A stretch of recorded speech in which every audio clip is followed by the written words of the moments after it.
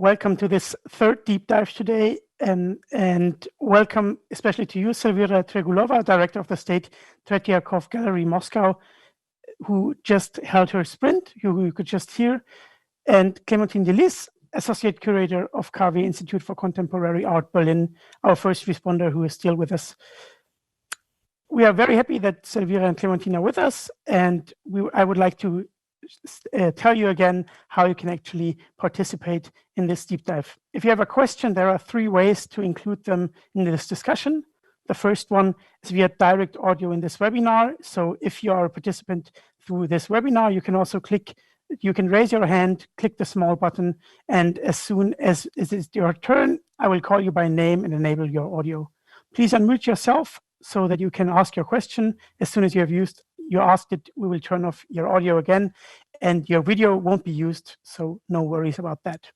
If you prefer, you can also ask the question in writing in the chat in this webinar, or you use our online tool at campus.re-publica.com, campus.re-publica.com, if you are following from a website or through YouTube. We'll include those questions as well. So we have little time, and Clémentine, I would like to give you the floor. Thank you very much. I'm delighted to speak to you, Zelfira, and thank you very much for your wonderful presentation. I retained the question of building bridges, and I remember Martin-Roth, who you evoked so passionately or with such great affection, as somebody who was involved in large exhibitions. And you across borders, across territories, and you spoke a lot about the question of the international program. And you mentioned 2 major big exhibitions that you're involved in setting up with Germany as well, but also France. And this is Dreams of Freedom, the Russian-German romantic movements, and the question of artistic individualism at this point in time, which is extraordinary, and it opens in Moscow in December and in the summer in Dresden. The second exhibition is a group show with 80 artists who are going to somehow, I guess, address questions of Europe, of conflict, of borders, of COVID-19. And you have both relatively young artists and artists of a generation, let's say, that also experienced the blockbuster. And this is what I want to try and kind of talk to you about and hear your thoughts on this. So you mentioned at the end of your speech that you said, are the people of the world. But when I teach students, I don't feel that I'm the person of the world. I feel that they are the people of the world. And I think that the question of how to strengthen an international alliance between artists and exhibition makers, curators and museums and institutions on whatever scale is something that actually the young generation is going to articulate more than us. And so I do wonder, and this is what I want to ask you about, and that is in the current climate, the political and economic climate, is a blockbuster actually about foreign policy? You know, is the blockbuster still a project that will enhance democratic understanding, that is capable of crossing borders? Do you think it's the right model for a COVID-19 world? I don't even want to say post-COVID. And there I have to ask you, because you are the director of the National Museum in Moscow, what role political negotiation plays in your curatorial programming? I mean, you mentioned that 3 presidents are involved in the second large exhibition, Macron, Frau Merkel, and Mr. Putin, right? So I'm interested in understanding, on the one hand, the role of foreign policy in the Museum of the Future, and on the other hand, the question of, I don't want to say it, but it's capital. Do we have to make blockbuster exhibitions to bring in people, to make sure we have funding from the state? So could you perhaps address this for me, please? Please unmute your microphone, because we can't hear you at the moment. Sorry. Let me start with the question related to the role of politics and foreign ministry. Do you hear me? Yes. Yes, great. Because I'm the worst person to deal with iPads, iPhones, computers, and now I'm on vacations having just an old iPad in front of me.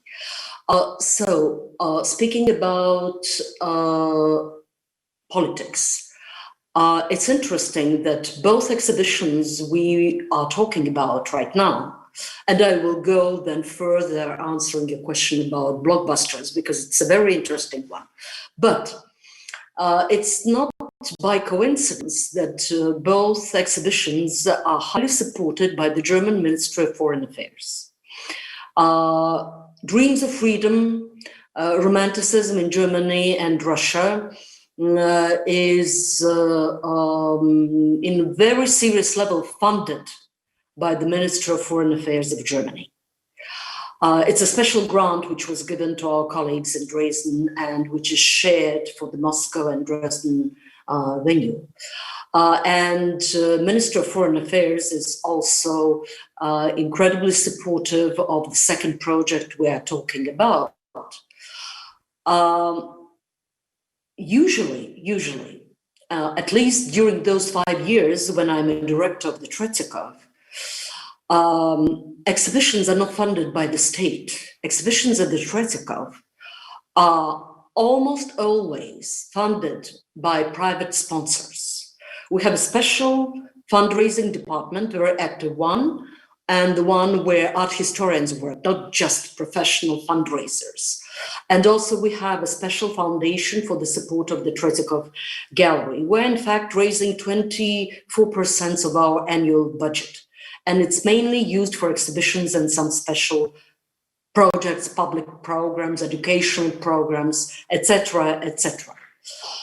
So for us, it's unusual that the Ministry of Foreign Affairs is supporting the exhibition, and that the Ministry of Foreign Affairs of Germany is supporting an exhibition in Russia. Let me go back to the issue of bridges, because you touched upon many questions. I cannot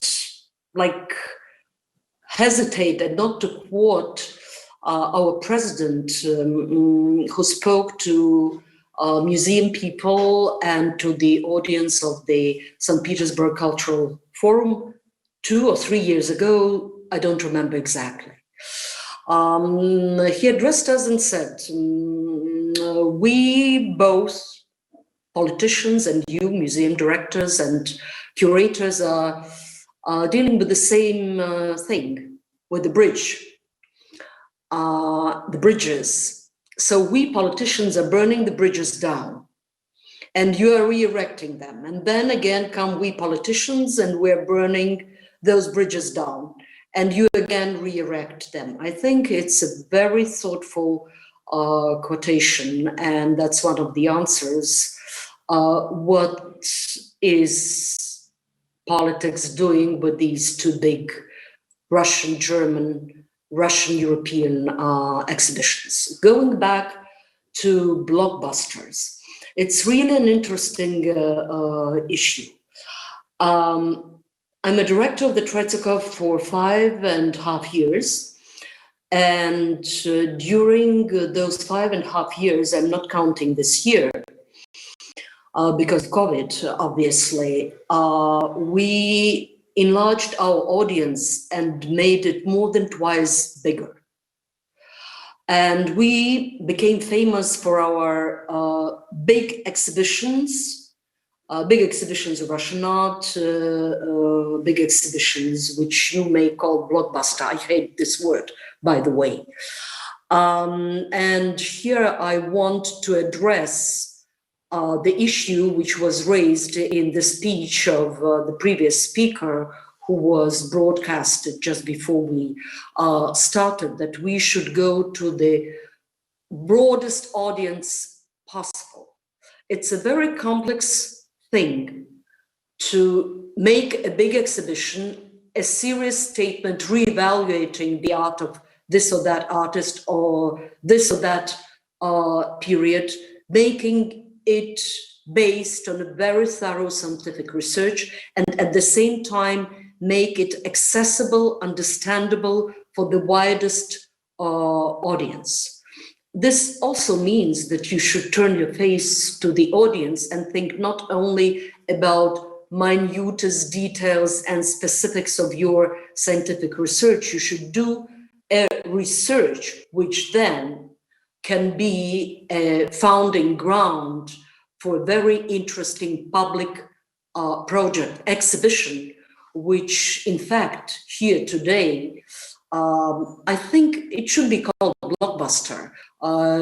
It's becoming an immersive show because we are using not only art which we are presenting, we are using the art of the architect which is building up this exhibition. We are based on the creative concept of curators. We are discussing many things with the artists if this is an exhibition of the living artist. And the results were quite obvious for us. We had exhibitions with the attendance like 600,000 visitors, 500,000 visitors. And also you were saying that we are a museum of national art. And at the same time, we are... Yeah, sorry. I would like to also include a question that came from the audience, because I think it fits quite well to what you just stated about how popular museums should be, because Andreas was asking through the chat, as Martin-Roth was also very fond of being popular, how do we make museums popular when popular also means nationalist in many countries? No, not at all. Not at all. Not at all. I'm so much against that idea and that concept, because populist means people, and we will now get back to where we did start, who we are, the people of the world. I feel myself to be a people of the world, a person of the world. Also having in mind that I was growing up in Soviet Union, where the idea that I will see Florence or will stand in the middle of the Louvre or Metropolitan Museum, the possibility of that was more or less equal of the possibility of seeing the backside of the moon. Yes.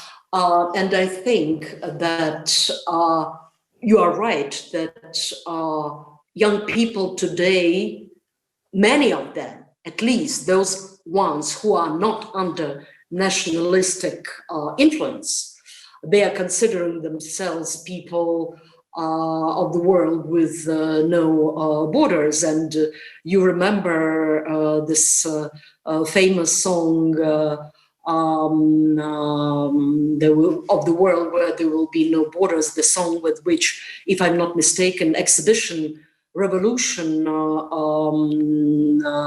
was ending up with, that exhibition, which was the last exhibition inaugurated by Martin-Roth as a director of Victoria and Albert Museum. You know, it's a very sensitive issue to be popular and not populistic. Yes. So I can say about our projects, we managed to be very popular, but not populistic nor nationalistic. And also speaking about National Museum, presenting exhibitions of European art, of foreign art, when our founder, Pavel Tretyakov, a private merchant, and we are the only huge Russian museum which was founded not by the government or by the Tsar, but by a private person who from the very beginning had an idea of creating a museum of national art. So when he donated his gallery to the city of Moscow in 1892, he presented Russian art, which he collected. He had almost 3,000 artworks. Next to the collection of his brother, who collected Western European art. So we, from the very beginning, were showing Russian art in the context of European art, including Impressionism and Post-Impressionism, and only after the revolution, collections were split. Okay, yeah, sorry. I finished answering the question which was asked. Yeah, thank you very much. We already have to come to an end, unfortunately. We didn't have time to ask all the questions. Thank you very much for your time, for participating in this deep dive. We will have the next deep dive with Andrew McLellan, Clémentine, who was our first responder, will remain with us, and we will start the next deep dive in just about 1 minute on this very channel. And thank you very much again for your time. See you. Thank you. It was my pleasure and honor.